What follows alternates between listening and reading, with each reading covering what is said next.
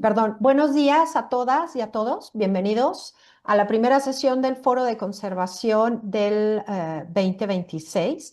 Este es un espacio abierto para difundir los proyectos de conservación, investigación y gestión que forman parte de nuestro quehacer como restauradores y profesionistas vinculados con el patrimonio cultural.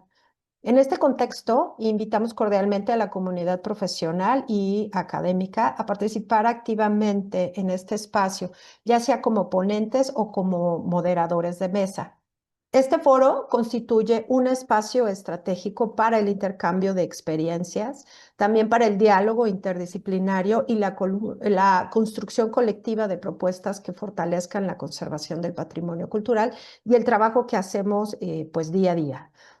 Las personas interesadas pueden enviar un correo a info.conservacion@ina.gov.mx o bien comunicarse con Graciela Vicencio y Ana Linia Meneses, que están en el área de actualización en conservación. Ellas les brindarán la información y acompañamiento necesario para su participación. El día de hoy, ya entrando en materia, tenemos dos intervenciones muy interesantes que llevan como título, la primera es Soplar y sorber no puede ser. Las diferencias críticas entre la conservación de fósiles para las colecciones científicas y didácticas a cargo de Luisa Straulino Mainou.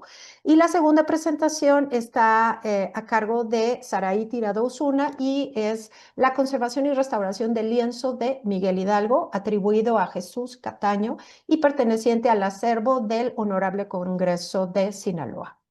Entonces damos inicio a la primera presentación. Les voy a presentar a nuestra primera ponente, es Luisa Straulino Mainou. Ella es restauradora de bienes muebles por la INCRIM. Desde 2018 se ha enfocado en la conservación, restauración e investigación de fósiles, tanto en campo como en colecciones paleontológicas de museos. Ella ha trabajado en importantes colecciones fósiles en México, como la de Tocuila, del Estado de México, que posee restos de mamuts con marcas antropogénicas de los primeros pobladores, así como colecciones arqueopaleontológicas de Atapuerca, en Burgos, España, y material paleontológico en Chile y en Lampedusa, Italia.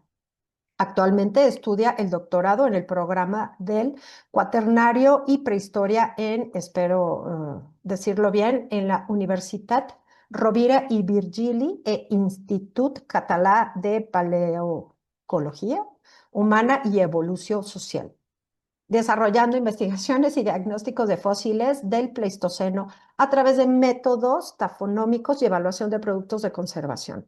Participa en el proyecto Between the Pacific and the Andes de Intermediate Depression Megapatch, a Key Late Pleistocene Early Holocene Ecosystem for Plants, Animals and Humans in the Atacama Desert, que sería entre el Pacífico y los Andes, el megaparche de la Depresión Intermedia, un ecosistema clave del Pleistoceno tardío y el Holoceno temprano para plantas, animales y seres humanos en el desierto de Atacama. Del Instituto de Alta Investigación de la Universidad de Tarapacá, en Chile, y es cotitular del Programa Nacional de Conservación de Patrimonio Paleontológico en México, en la Coordinación Nacional de Conservación de Patrimonio Cultural, donde sigue organizando actividades relacionadas con estos temas. Bienvenida, Luisa, te cedo la palabra y pues adelante. Gracias. Hola, me da mucho gusto estar con ustedes. Em, pues gracias a todos por conectarse a esta hora de la mañana y voy a empezar a compartir pantalla. Si algo pasa, me avisan, ¿no? Porque cuando estoy compartiendo pantalla no veo ni el chat ni nada. Entonces, si abren el micrófono y me avisan, vale, pues me dicen. Bueno, el título me lo voy a saltar, que ya lo dijo Sabrina. Y bueno, en realidad quería como mostrar un poco las diferencias sobre trabajar en el laboratorio como estaba acostumbrada en la coordinación, que son trabajos que digamos que no están ligados en sí a proyectos de investigación, entonces lo podemos hacer con mucha calma y lo que se hace cuando uno trabaja cuando, para proyectos meramente como de investigación, ¿no?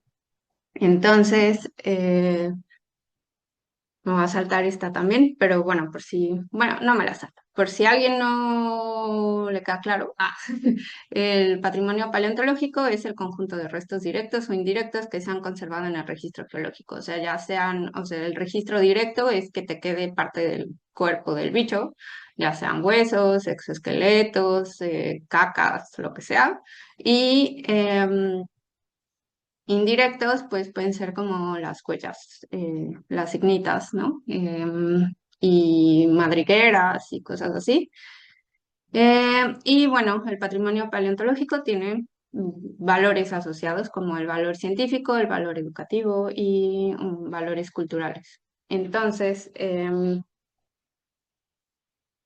am, eh, estos criterios de valoración pues se dan bueno, tienen como varias características, ¿no? El criterio científico pues va como relacionado a qué tipo de fósiles hay, a su edad, a las localidades tipo, a la diversidad de fósiles, cosas taxonómicas, bioestratigráficas, geológicas, asociación con restos arqueológicos, etcétera. Em, en su valor cultural, pues tiene que ver su situación geográfica, la extensión del sitio, si tienen posibilidad o no de ser usadas como material didáctico, valor histórico, estético, etcétera. Y bueno, también generalmente tienen un valor monetario. em, que se puede ver como en el turismo, que se relaciona con obras públicas, con la minería, etcétera. Entonces, bueno, los yacimientos y colecciones de los fósiles, pues además de tener su valor científico, son fundamentales para el ejercicio práctico y la ilustración complementaria en todos los niveles educativos, pero eso también hay que considerar otros valores que son como lo que ya les dije, y la necesidad de perpetuar estos valores para generaciones venideras, ¿no? Dentro de la clasificación de las colecciones paleontológicas, según los lineamientos para la investigación de vestigios o restos fósiles de interés paleontológico en México, pues hay cuatro, ¿no? Están las científicas, las didácticas, las de exhibición y las particulares. Y todas ellas em, se enfocan en valores diferentes del patrimonio paleontológico y por lo tanto no se pueden tratar igual.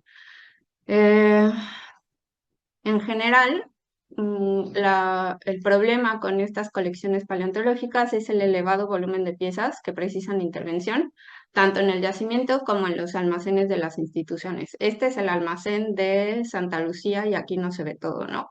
Pero, o sea, creo que el edificio que hicieron nuevo, o sea, es un galerón gigante que se les quedó corto por el volumen de materiales.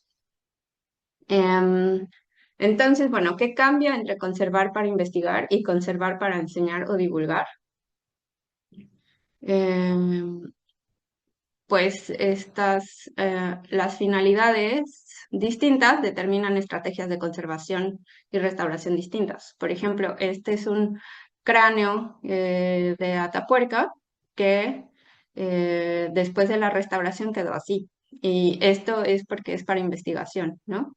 Entonces, si ven, no se reconstruyó, no se le hizo un soporte, no nada, ¿no? O sea, se conservó, se hicieron cosas de conservación preventiva y de, eh, ¿cómo se llama? Conservación curativa, pero hasta ahí se quedó. En cambio, este caparazón de gliptodonte, que muchos de ustedes conocen, pues se le hizo un soporte, o sea, como que se trató de que la gente pudiera ver la forma completa, aunque sin, o sea, como sin mm, disturbar el caparazón para que si alguien lo quiere investigar, lo pueda investigar, etcétera, ¿no? Entonces, bueno, son dos criterios distintos para el mismo tipo de patrimonio según su función. La conservación en colecciones científicas en campo, pues intenta preservar la integridad material y contextual de los fósiles. Se tiene que hacer una documentación exhaustiva de proveniencia, contexto, estratigrafía, estado de conservación, etcétera. Y lo que debe de prevalecer es la mínima intervención. Lo que se haga además debe ser súper reversible y lo menos invasivo posible, porque aquí cada marca cuenta. Como hay investigadores que también, bueno, que están viendo no solo la morfología, sino cuestiones tafonómicas, cualquier marca que o que nos llevemos o que le hagamos puede como dar resultados falsos, ¿no?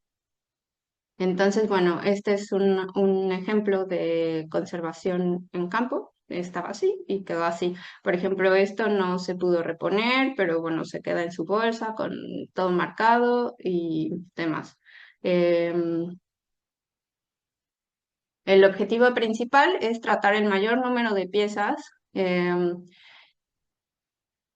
y bueno, que tengan un valor documental más alto y cuyo tratamiento de restauración sea menos complejo. ¿Por qué? Porque el volumen que se trabaja es infame. Entonces, por ejemplo, este es otro ejemplo. Aquí a este metatarso de caballo solo se le retiró esta concreción de carbonatos y listo, porque con eso los investigadores ya pueden hacer su trabajo.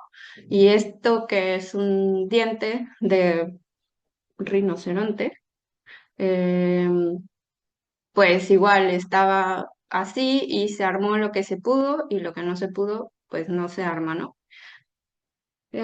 Porque, insisto, el volumen de trabajo es inaudito. O sea, en la campaña de Atapuerca de 2025 se hizo un registro de 8.670 piezas entre faunas, coprolitos, industria lítica y restos de homininos.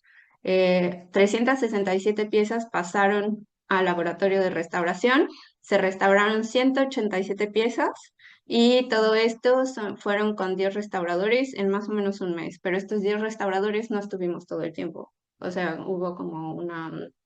eh, sí, bueno, hay gente que no se puede quedar todo el mes, entonces, bueno, van y vienen, ¿no?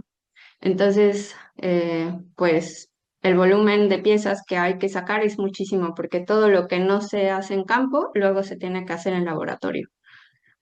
Em, y bueno, ¿cuál es la estrategia de actuación en campo? Pues comprender la dinámica de alteración de los materiales y su entorno sedimentario. Se tiene que hacer procedimientos que minimicen los factores de riesgo cuando se extraen, como agentes ambientales y mecánicos. Se debe de asesorar las intervenciones de conservación in situ, porque al ser un volumen tan amplio de piezas, los 10 restauradores que estamos, no podemos. Entonces hay que asesorar al resto del personal que está trabajando ahí.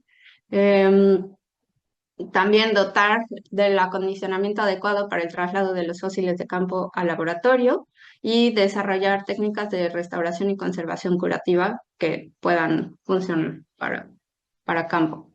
Em, Luego, esas se llevan al laboratorio y entonces la estrategia pues cambia, ¿no? O sea, hay que analizar el estado de conservación de las colecciones, documentarlas, acondicionar, eh, acondicionar como toda la colección para evitar la inadecuada y excesiva manipulación, creación de microclimas controlados, temperatura, humedad, luz relativa y todo eso que ya sabemos, elaborar protocolos de formación para todas las personas que pueden estar en contacto con las colecciones. Esto es súper importante para que no se pierdan, para que no se lastimen, para que no se rompan.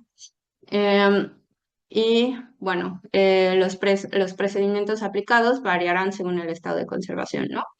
Em, Aquí, bueno, presento algunas cosas que se hicieron en laboratorio y no sé si se oye la música, espero que no, pero bueno, esta es una parte, o sea, como cómo se hizo el embalaje de unos huesos y cómo hay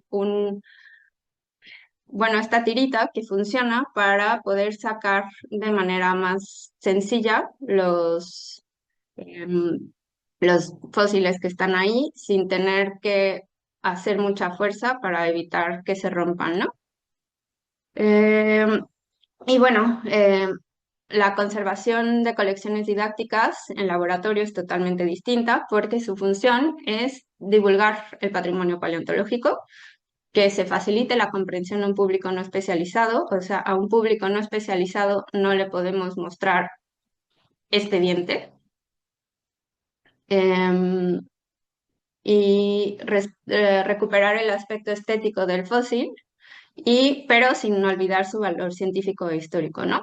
Su objetivo principal es comunicar pues hacer mediación cultural, y esto requiere intervenciones directas e individualizadas, como fue el caso de este cráneo de Gonfoterio que trabajó Luisa Mainou, ¿no? No se podía dejar en el estado en el que estaba porque su finalidad era exposición.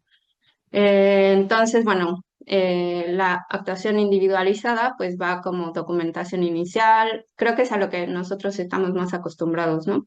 Eh, Caracterización, diagnóstico, que esto nos va a dar pie a tomar las mejores decisiones y realizar propuestas de intervención, y luego restaurar, tanto restaurar como hacer acciones de conservación curativa de los materiales para exposición, y pues los procedimientos variarán según el estado y el fósil, ¿no? También se hace embalaje y montaje y documentación final, informe y difusión y divulgación.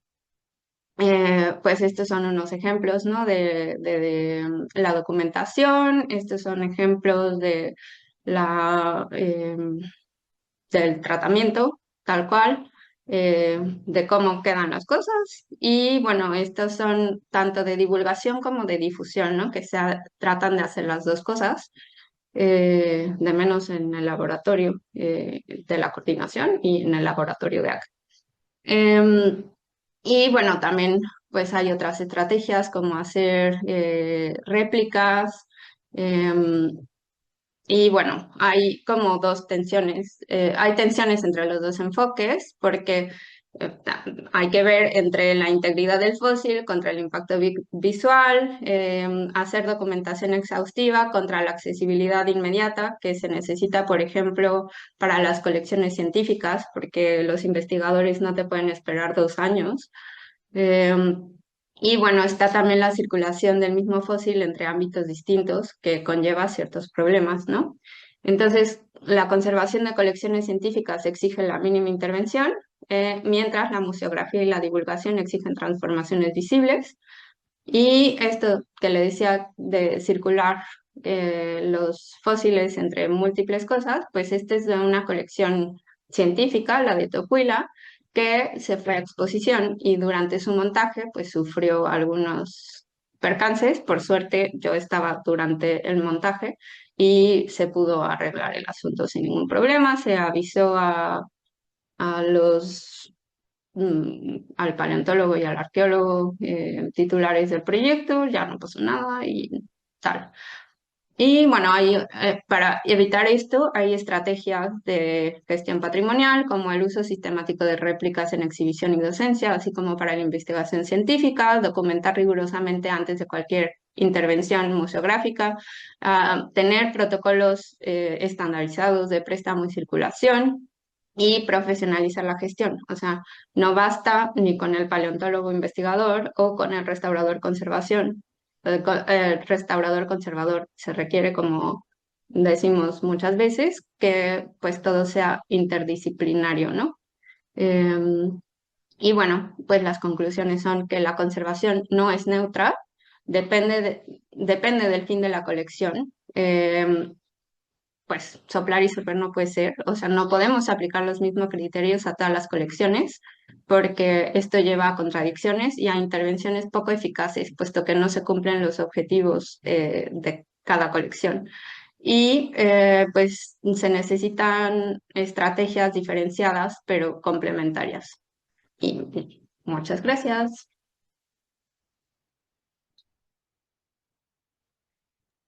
Muchas gracias, Luisa.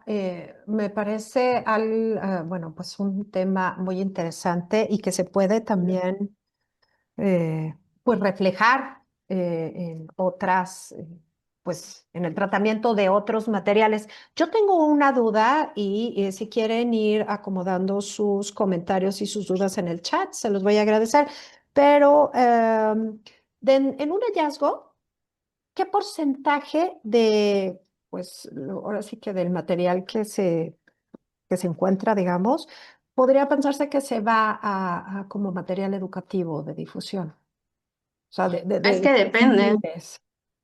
Ah, Depende muchísimo del sitio, depende del material que se encuentre, depende de la finalidad de la excavación, porque la finalidad de la excavación en realidad puede ser solo científica ujú. y solo si sale algo súper acá se hace alguna exhibición. O si, justo, si, o sea, por ejemplo, aquí hay un sitio que se llama La Boella, que se excavó durante muchos años, pero empezó a salir un mamut completo. Entonces, como a la gente le interesó un montón, pero además era un mamut con herramientas asociadas de hace 40.000 años, ¿no? Es que nosotros en México tenemos cosas muy jóvenes a lo que se trabaja acá. Em, y pues consiguieron dinero del municipio, bueno, no del municipio, de la Generalitat y cosas así, para abrir un museo específico.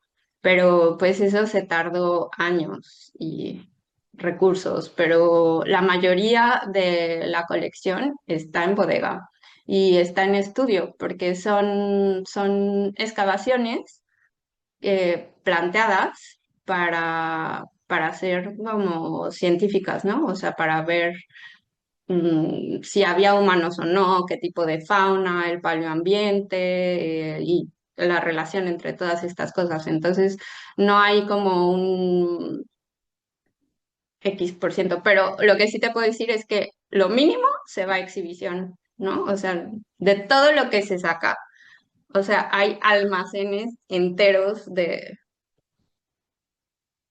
bueno, de material que les sirve a los investigadores para hacer tal o cual cosa, ¿no? Ya. Oye, y entonces, digamos que lo que se busca exhibir es lo que pueda tener, bueno, lo que se considera más importante. O sea, entiendo las tensiones, pero me imagino que muchas de las decisiones, en la mayoría de los casos, son políticas, ¿no? De lo que se considera más importante, no necesariamente con valor científico. No sé, Mm, en lo que tú has visto.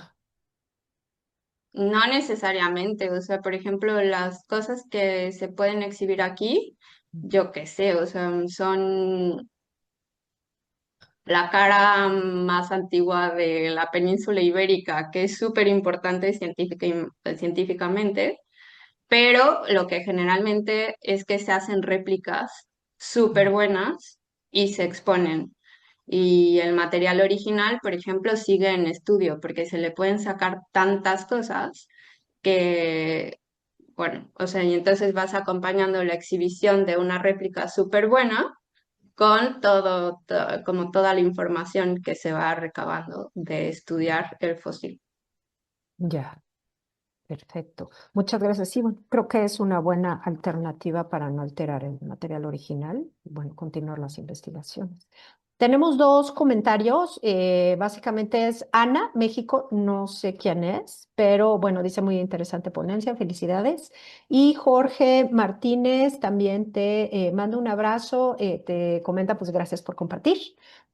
Ana Dalila Terrazas dice, Luisa, muchas felicidades. ¿Podrías platicarnos un poco más sobre el tema de conservación curativa, lo que abarca y lo que consideras en un proyecto? Claro, bueno, están en un documento que sacó el ICOM, creo, ¿no? Que dividen a la conservación en conservación preventiva, que es lo que todos sabemos, que son acciones que no se realizan directamente sobre el fósil, sino a su alrededor para conservarlo o sobre cualquier otra cosa de patrimonio. Y la conservación curativa, o sea, bueno, está la conservación preventiva, la conservación curativa y la restauración. Entonces, la conservación curativa son procesos como de estabilización que no modifican su estética. ni su, sí, sobre todo eso, ¿no? Entonces, por ejemplo, en paleontología se utiliza poner mucho como,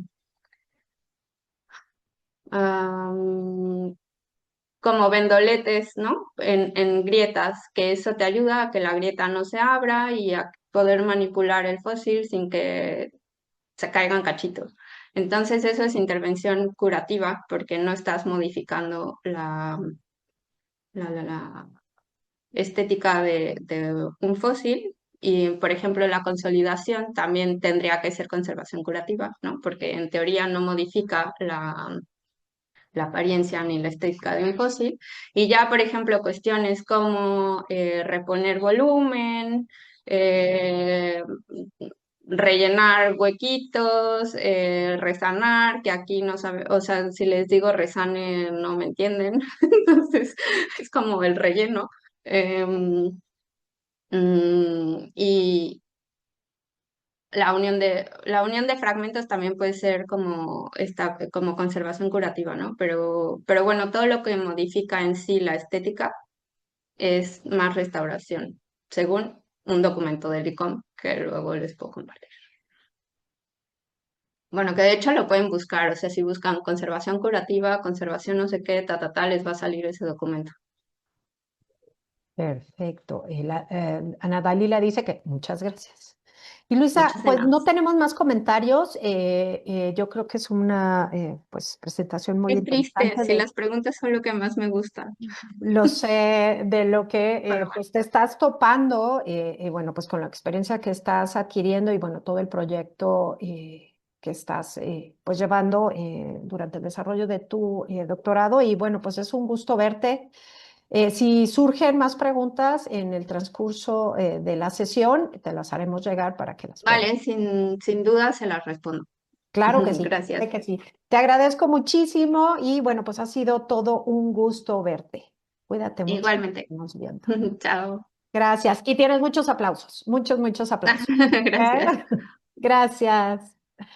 Ah, mira, Rebeca Duarte te da las gracias también, mira, para que pues sepas. Y bueno, pues cerrando ya la primera presentación, vamos a pasar a la siguiente. Esta se titula Conservación y Restauración del lienzo de Miguel Hidalgo, atribuido a Jesús Cataño y perteneciente al acervo del Honorable Congreso de Sinaloa a cargo de Saraí Tirado Osuna. Ella es licenciada en Restauración de la Escuela de Conservación y Restauración de Occidente, ECRO, con maestrías en Administración y Políticas Culturales.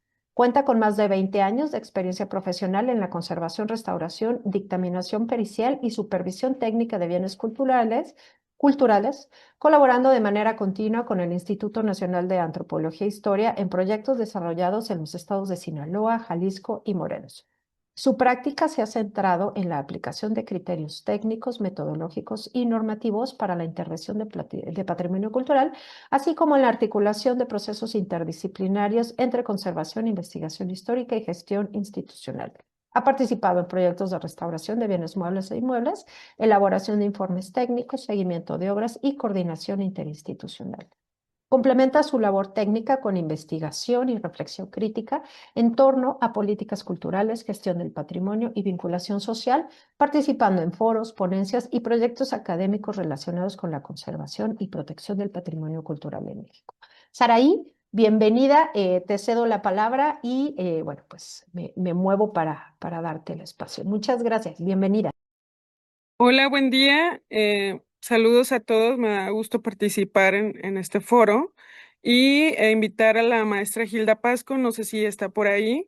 Decidimos presentar en conjunto este proyecto porque si bien es un lienzo que se restauró en la ECRO, realmente es muy valioso, muy interesante como una pieza como esta que está en Sinaloa pues tuvo que hacerse un trabajo muy de gestión o un análisis mediático, ¿no? De la relevancia de su intervención y cómo participaron varias instancias, ¿no?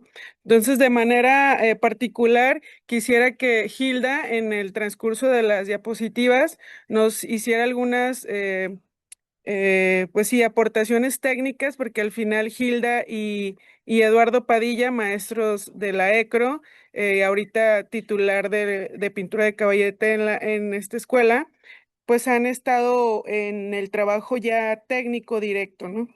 Mi trabajo más bien fue vincularme con el Congreso del Estado de Sinaloa, porque este proyecto se hizo tan mediático que la afamada crítica de arte contemporánea Evelina Lesper hizo un llamado público en muchísimos periódicos y redes sobre la mala intervención que se había hecho a este lienzo, ¿no?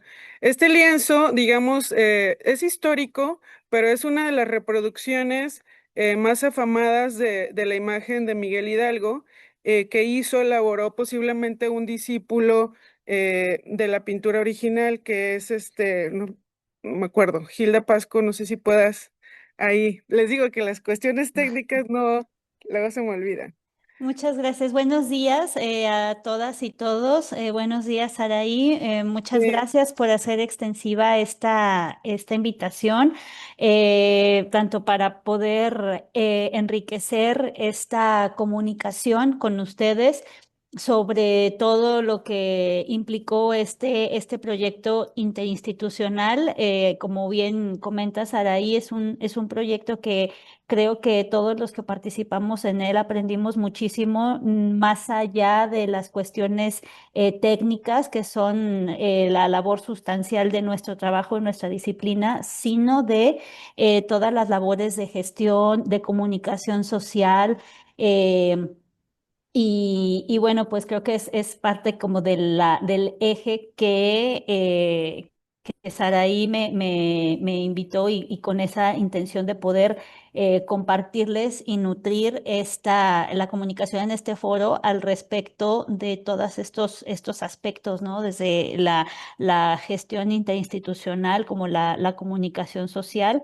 Y bueno, ya iremos desarrollando cómo se llevó a cabo este proyecto, todos estos pormenores que muy atinadamente Saraí comentó, sobre todo lo mediático que fue. Y que, retomando el tema por el cual Saraí me cedió la palabra, es una pintura que se comisionó en la década de más o menos 1890 a un pintor, Joaquín Ramírez, por solicitud del entonces presidente Porfirio Díaz para hacer una efigie de Miguel Hidalgo, ¿no? Para comenzar con todos los preparativos para el centenario de la independencia. Joaquín Ramírez hace esta pintura que actualmente se encuentra en Palacio Nacional y posteriormente en todos los estados del país empiezan a hacer estas reproducciones fieles de esta efigie, ¿no? Entonces, bueno, es Jesús Cataño, que es un pintor oriundo de Tepic, Nayarit, y pues entonces en el estado de Sinaloa solicitan esta imagen. Bueno. ok. Sí, bueno, en este preámbulo les comento que si bien el pintor, el autor de esta pintura, no es tan relevante como Joaquín Ramírez, viéndolo desde un punto de vista histórico y artístico, digamos que es de los, creo que es discípulo, podríamos decirlo, que reprodujo muchas de las pinturas que están en casi todos los municipios, por ahí deben de haber arrumbadas seguramente o puestas en alguna oficina y en los diferentes congresos de diputados o cámaras de senadores o por el estilo, ¿no? Un poco también haciendo esta referencia al padre de la independencia de México, ¿no? Que fuera inspirador de la práctica de la democracia en estos recintos tan importantes para el poder público, ¿no? Bueno, esta pintura estaba en el Congreso de Sinaloa, que es donde se encuentran precisamente los diputados del estado, ¿no? Que se convergen ahí por lo menos unos 400, eh, sí, pues diputados entre diputaciones y especialistas, asesores, etcétera. Digamos, es un aparato muy amplio. Este congreso además tiene el archivo histórico del estado de Sinaloa, tienen un gran laboratorio, sin embargo no tienen, en ese momento no tenían restauradores especializados. Existía una restauradora que estaba especializada en documentos, que si bien ella en una buena intención quiso hacer un proceso de conservación, estabilización, porque este lienzo está hecho con, pues de la manera tradicional, con lino, pero ya tenía un proceso de rentelado un poquito deficiente y bastante embebido en cera resina, ¿no? No de la mejor manera, pero fue una manera en otro momento de estabilizarlo, ¿no? Entonces, bueno, al no tener mucho conocimiento el equipo del archivo, lo sacaron así, lo cambiaron de lugar y en esa transición de un edificio a otro, sufrió pues una exposición bastante agresiva al sol y al clima de nuestro trópico. En Sinaloa, los climas son extremos, ¿no? Y en un día de mayo caluroso, que puede llegar hasta los 38 grados, hicieron este traslado y lo dejaron ahí, cuestión que hizo que pues el lienzo se derritiera literal, ¿no? El punto de fusión ahí colapsó y se empezó a desprender el rentelado antiguo, que además por la tela, ya nos va a platicar Hilda, es un caso complejo de adhesión, ¿no? Entre ambas telas. Entonces, bueno, en base a este daño se volvió, digamos, mediático porque algunos grupos parlamentarios estaban en contra de otros, por así decirlo, PRI contra PAN o Morena contra, etcétera, MC, etcétera, como para darse como para echarse ahí jiribilla, por así decirlo, empezaron a culpar a los titulares que estaban ahí de la Dirección de Investigación de Asuntos Parlamentarios, que habían sido ellos con mala intención y desconocimiento que habían dañado el lienzo. Entonces, bueno, en ese sentido que salen todos los periódicos del estado y alguno que otro nacional como Milenio y El Universal, dando una opinión, Evelina Lesper, sobre el daño, ¿no? Y manifestando una cierta ignorancia sobre el tema, pues se hace el llamado a Lina a través de mi persona, yo estoy en el Centro INA Sinaloa, y hacemos una dictaminación donde se hicieron bastantes análisis con el apoyo de Códice, con la Coordinación Nacional de Patrimonio Cultural. En ese momento estaba Mari Carmen Castro y Ana Berta Miramontes, que nos apoyaron en todo momento. Entonces, entrar al Congreso, ¿no? Entender que el INA era quien tenía que dictaminar un bien de importancia histórica y que legalmente le correspondía al INA, fue un proceso. Ya que estábamos en el dictamen, cómo no dañar o cómo no afectar a las personas participantes que si bien las hizo como, y tenían buenas intenciones, pues digamos que el desconocimiento, la ignorancia hizo que se dañara la pieza, ¿no? Pero ya ahí al interior que había rencillas y todo esto, pues se trató como de neutralizar esa situación mediática o humana, por así decirlo, y el INA entrar como como lo que es, ¿no? Una institución, pues, noble, honorable, ¿no? Eso es lo que cada uno debemos representar, yo creo que eso es importante. Y intentar, o más bien, hicimos todos los procedimientos como se tenía que hacer y todos los análisis y todo lo que se tenía así y de acceso para análisis para que esta pintura, digamos, se dictaminara de la manera más profesional o eficiente posible. Esto dio como resultado, pues que sí, efectivamente había ahí situaciones, daños por inadecuadas intervenciones y partiendo de eso se buscó que al final se resarcieran los daños, no como parte de un seguro, sino que el Congreso del Estado más que afectar a las personas participantes, pues restaurar de manera óptima, ideal, este lienzo, ¿no? Y ahí es cuando me pongo en contacto con Eduardo Padilla, con el maestro Eduardo Padilla y Gilda Pasco, que hemos coincidido en muchísimas situaciones, tanto de amigos como profesional, y ellos estuvieron ahí a pie del cañón, hicimos el proyecto de nuevo, ellos hicieron unos nuevos análisis además de enriquecer los que se hicieron en el INA, en Códice, en la coordinación, Y bueno, ya me gustaría aquí que Hilda les platicara un poquito del proceso de deterioro que tenía y cuál es la propuesta general que se hizo. Ujú.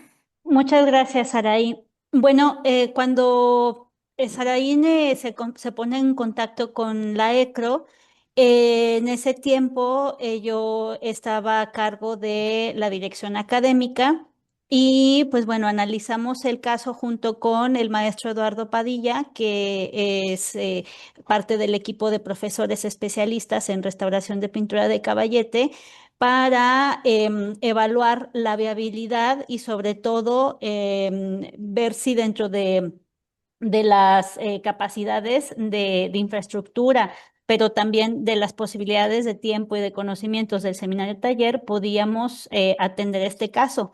Lo analizamos en conjunto, vimos que era un caso bastante didáctico para poder capacitar a los estudiantes de la ECRO con esta problemática.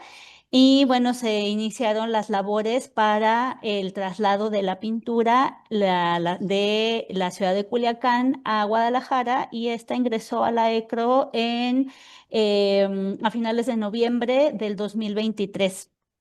Entonces, durante el año 2024 se empezaron con todos estos análisis de imagen en laboratorio para poder tener un preámbulo para la intervención. Y cuando comenzamos con el diagnóstico y la toma de decisiones, pues bueno, como pueden ver en esta imagen, lo que se observa es que este rentelado, del cual desconocemos cuándo fue la temporalidad en la cual se realizó, por estos factores del clima extremo de Culiacán, ya se estaba comenzando a desprender. En ese momento pensábamos que uno de los factores o el único factor que estaba provocando este desprendimiento entre los textiles era las altas temperaturas. Empezamos ya a hacer la evaluación de la obra en sí, de su estado de conservación, la materialidad, cada uno de los estratos, y veíamos que además de este desprendimiento entre los textiles, entre el textil de rentelado y el soporte textil original, había una serie de deformaciones bastante pronunciadas en el textil original que estaban causando desprendimientos de capa pictórica, así como una serie de repintes que mermaban significativamente la calidad plástica y estética de la pintura. Y con estos datos como pilares principales, tomamos la decisión de retirar ese rentelado, hacer correcciones de plano y hacer un nuevo rentelado, incluyendo dentro de la receta tradicional de la cera de abeja y resina de amar un porcentaje de cera carnauba, que es este tipo de cera que incrementa el punto de fusión de la cera de abeja y la hace mucho más resistente a las altas temperaturas. Cuando hicimos junto con los estudiantes que en el semestre 2025A retomaron el proyecto, nos dimos cuenta que había una particularidad del soporte textil original que no era visible durante todo el diagnóstico cuando tenía el rentelado todavía adherido, y era que el soporte textil original está hecho con un tipo de patrón de tejido acanalado que estuvo muy de moda a finales del siglo XIX, en el cual el tejido de sarga tiene diferencias en el orden de trama y urdimbre para hacer visualmente un patrón de franjas. Esto sin que cambie el tipo de hilo ni la naturaleza de la fibra textil. Es solamente con la secuencia de trama y urdimbre para hacer cambios en el patrón del tejido. Y esta cuestión del tejido hacía que el soporte textil tuviera un comportamiento mecánico diferencial en cada una de sus patrones de franjas. Y esto es, empezamos a asociarlo con estos comportamientos mecánicos con el rentelado.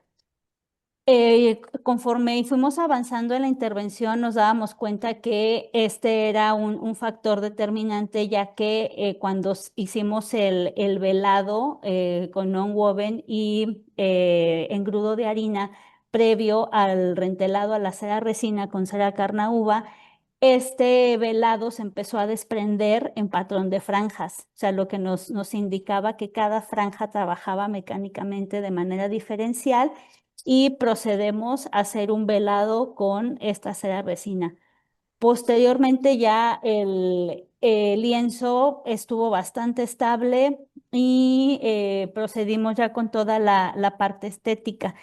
Cabe señalar algo muy importante dentro de lo que comentaba Saraí al inicio de esta charla, que el factor de la relevancia que tiene esta pintura para la vida política y social del estado de Sinaloa y por ende todo lo mediático que fue el proyecto desde los daños de facto que se hicieron por esta restauración no muy eficiente, pero llevada a cabo con la mejor intención, pero que fue interpretada por los diferentes agentes sociopolíticos con un tinte, digamos, pues cada quien aportando como su visión desde todas las diferencias entre los grupos parlamentales, entre los partidos políticos, etcétera, cada quien atribuyéndolo a eso.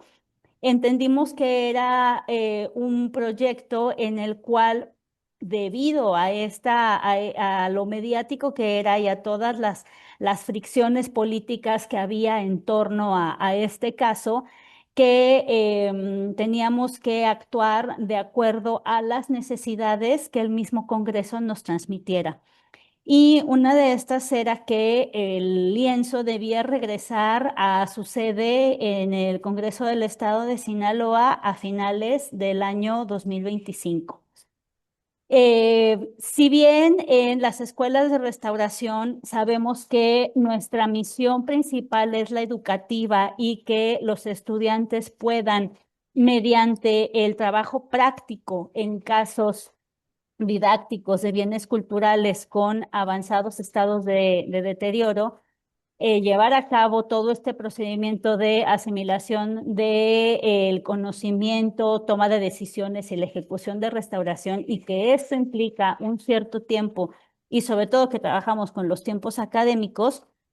Este esquema de trabajo no iba a ser posible, sobre todo por la estructura de la currícula de la ECRO, y que ya no íbamos a poder continuar con esta pintura bajo el esquema de trabajo en seminario taller, por lo cual planteamos al Congreso del Estado de Sinaloa la necesidad de llevarlo a cabo bajo otro esquema en el cual el Congreso del Estado de Sinaloa pudiera contratar a restauradores especializados en pintura de caballete que trabajaran de una manera con un ritmo de trabajo mucho más rápido, sin embargo, llevado a cabo en la ECRO, dado que por cuestiones de seguros y de todos los oficios, pues la pintura estaba asignada para estar en el recinto de la ECRO del inicio a fin de la intervención.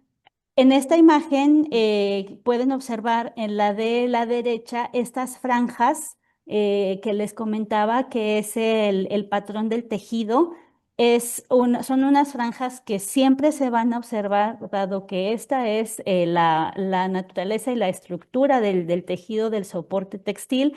Es algo muy importante que les comentábamos a la secretaria técnica, a los diputados, al encargado del archivo histórico del Congreso, porque es algo que es muy notorio, llama la atención y creo que desde nuestra disciplina y desde nuestro conocimiento de cómo están realizados los bienes culturales y cómo se desarrolla su proceso de alteración y deterioro, pues nosotros somos pues los únicos que tenemos este conocimiento y que es nuestro deber transmitirlo.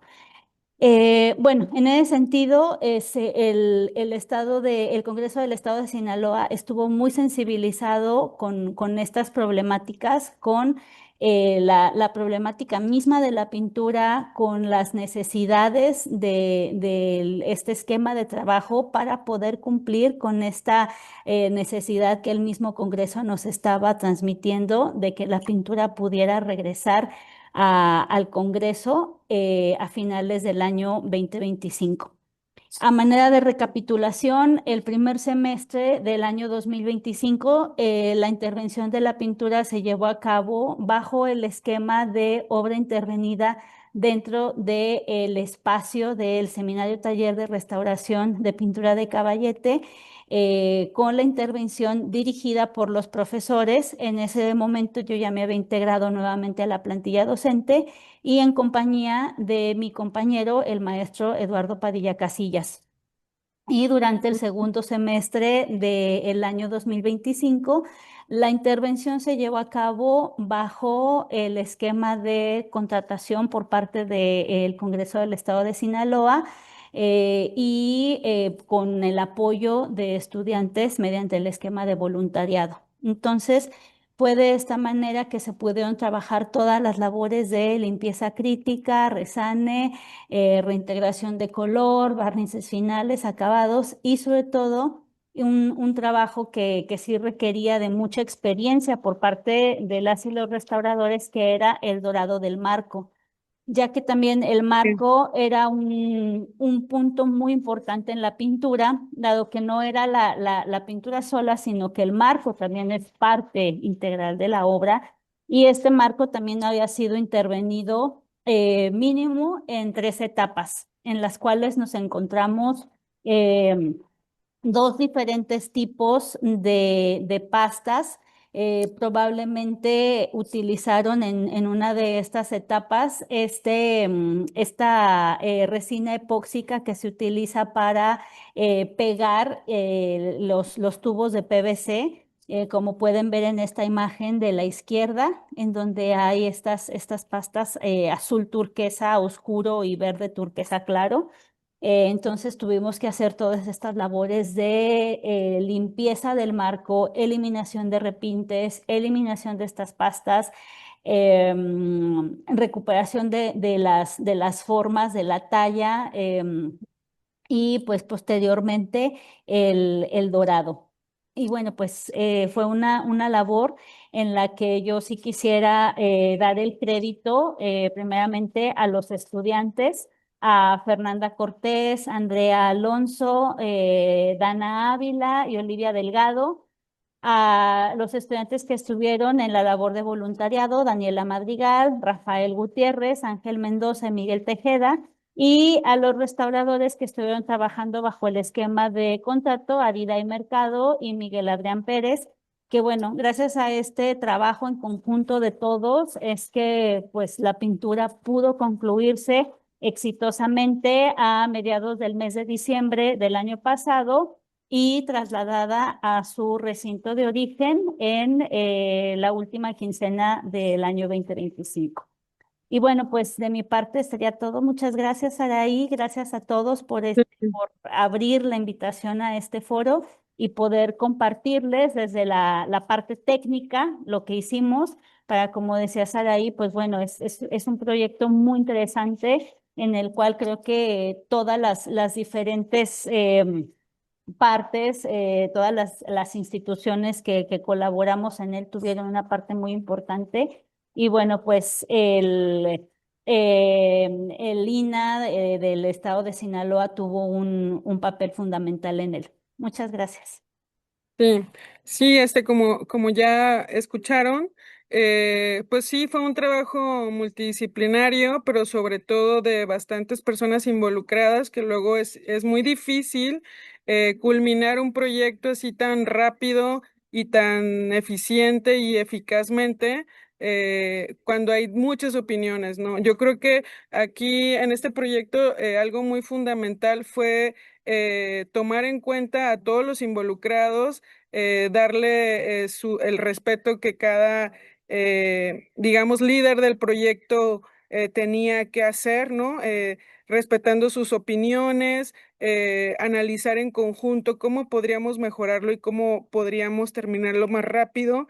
Y bueno, ahí entra en este proyecto por qué la ECRO, ¿no? Y no por qué la ENCRIM, si el INAH pues tiene a la ENCRIM. En Sinaloa no tenemos taller de restauración ni de ningún tipo, casi todo el trabajo es in situ como en muchos centros INAH, pero bueno, la ECRO, por su naturaleza y ubicación en Occidente, pues digamos que tiene un bagaje en la información del comportamiento de los materiales en contextos tropicales que yo pensé como especialista que podría ser el lugar idóneo, además que estaba más cerca de Culiacán y aminoraría los costos, ¿no? De tanto de embalaje, traslado y pues la familiaridad también de que soy egresada de la ECRO y esa familiaridad y apertura que siempre mostraron Eduardo Padilla y Gilda, ¿no? Entonces, de esa manera se abordó, que era una pieza,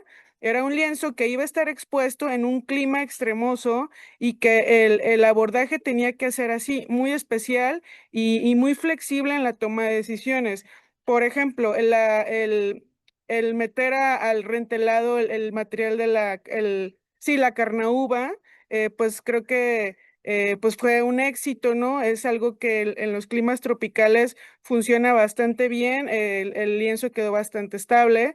También, por ejemplo, la primera propuesta fue que solamente se iba a conservar el marco, pero al 2 meses antes de terminar la intervención, porque también nos preocupaba el cambio de direcciones y el cambio administrativo dentro del Congreso que podría poner en riesgo los presupuestos, decidimos, ¿no? Tomar decisiones en esas 5 supervisiones que se hicieron de contratar personal que fuera más eficaz, por así decirlo, y con mucho más experiencia, donde Gilda y Eduardo tuvieron todo ahí el liderazgo de invitar a quienes ellos consideraran, siempre y cuando todo esto se resolviera en diciembre. El 18 de diciembre tenía que estar de regreso este lienzo y es siempre hacernos la pregunta de cómo sí lograrlo. Si no, este lienzo podría correr el riesgo de quedarse otro año por cuestiones de logística o que ya el asunto de los presupuestos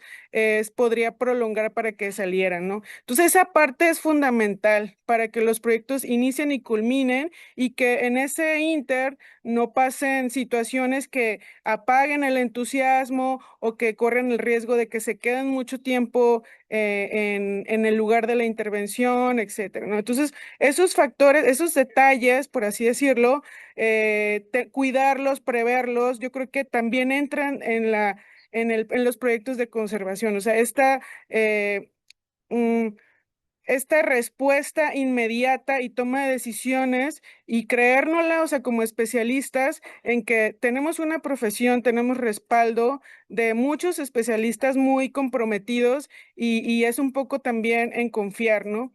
Entonces, bueno, aquí en estas imágenes viene como para el traslado de regreso de la ciudad de Guadalajara a Culiacán, tuvimos acompañamiento de la Guardia Nacional, que si bien saben, ahorita la situación en estos estados no es la más segura.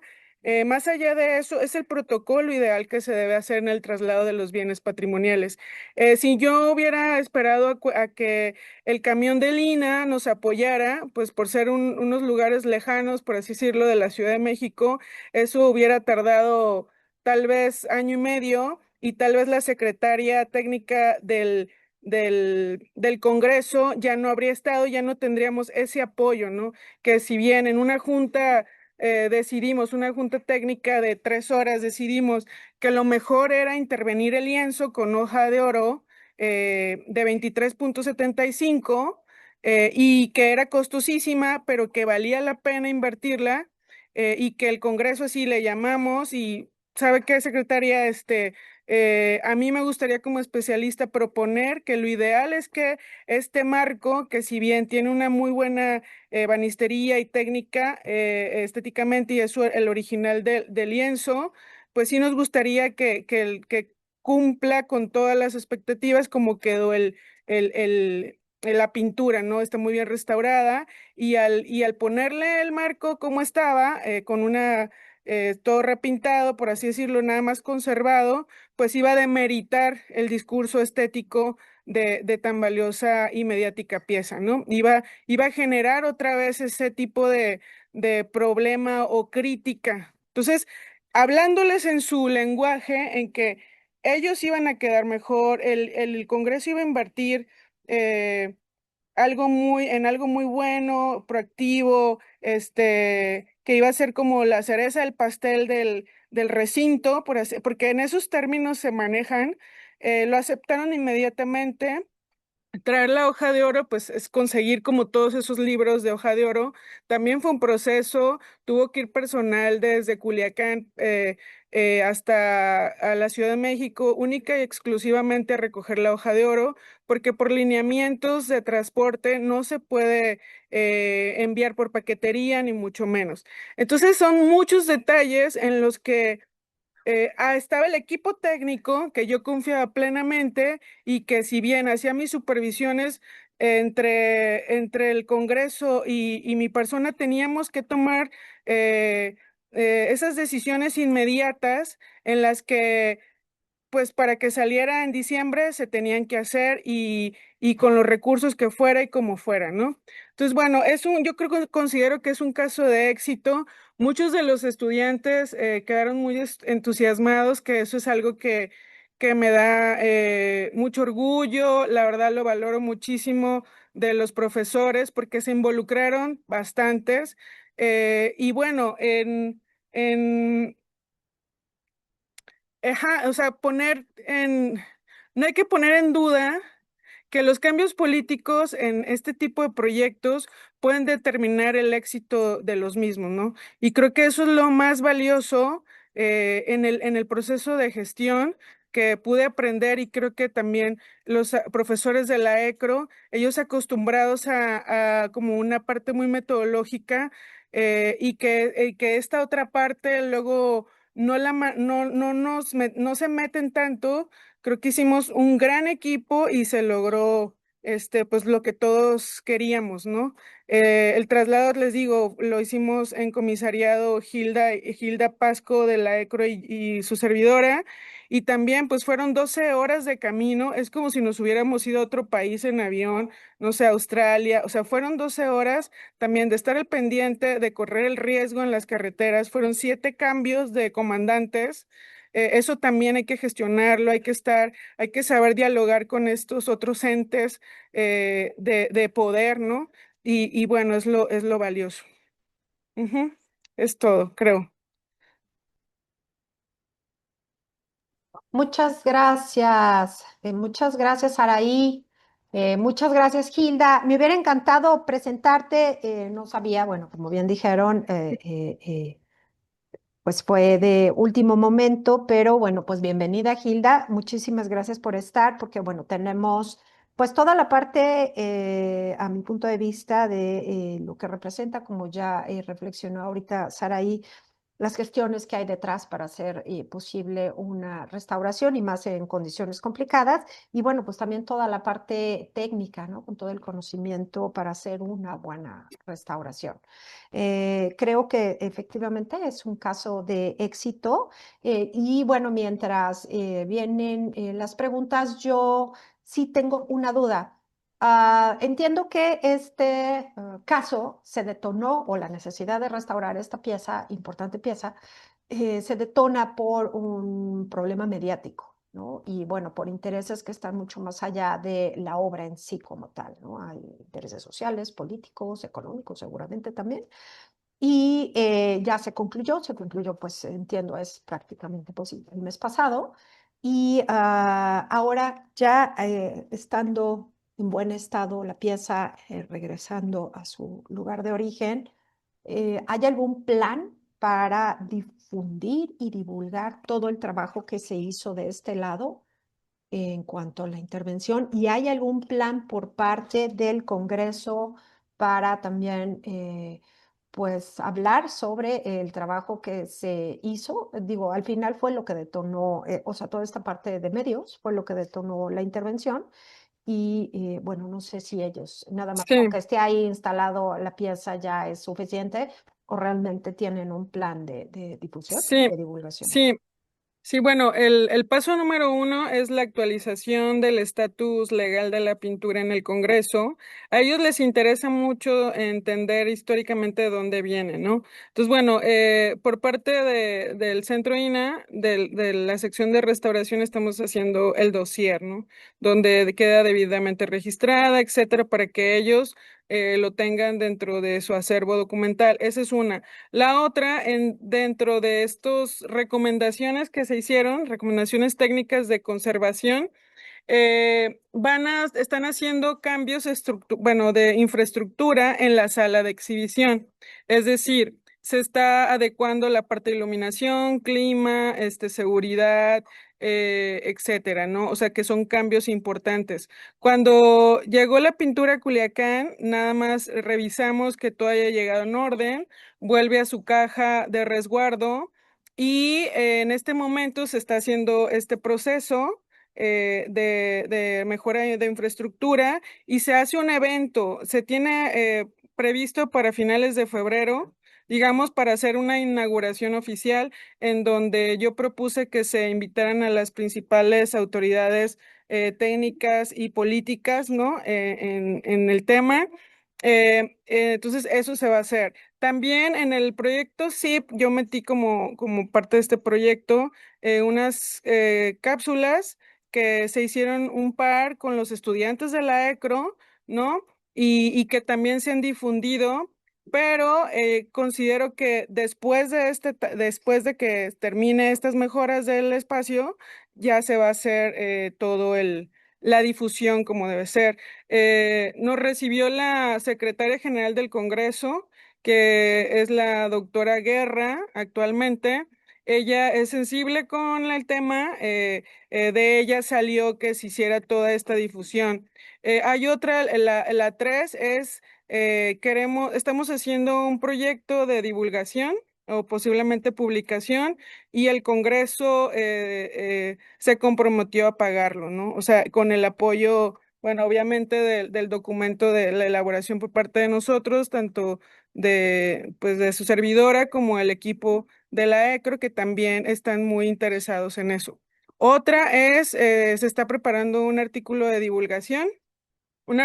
perdón, indexado, pues sobre todo por esta particularidad técnica que tuvo esta tela, ¿no? Que en su momento se pensaba que era una tela ideal, mucho más duradera, que se usaba para cortinas así muy lujosas y que se lo pusieron al lienzo y esto fue contraproducente, pues pues sí, digamos, para el rentelado posterior, ¿no? Para la naturaleza material del propio lienzo. Entonces, digamos que es un caso muy interesante, o sea, se pensaría que, bueno, es una copia de las que hay muchísimas en México, pero realmente el abordaje que se dio, que fue ideal, que tuvimos todo el apoyo económico del Congreso en esta intención de resarcir los daños, pues yo creo que se vio, digamos, la oportunidad en el problema, ¿no? Y la aprovechamos. Claro. Pues muchísimas gracias. Antes, bueno, Ana Rosa en los comentarios dice Saraí y Gilda, muchas gracias por la interesante exposición y las reflexiones finales. Y bueno, pues si no hay ya más preguntas ni comentarios, pues quiero agradecerles a las dos por, bueno, pues compartir su trabajo, por su participación. Y bueno, pues también agradecer a todos su compañía. En el inicio de este ciclo del foro, nos esperamos en la siguiente emisión del foro del mes de febrero. Y bueno, pues ahora sí que muchas gracias a todos por sus preguntas y, y sus comentarios. Perdón. Nos vemos el mes que viene y pues que les vaya muy bien y que tengan buen inicio de fin de semana.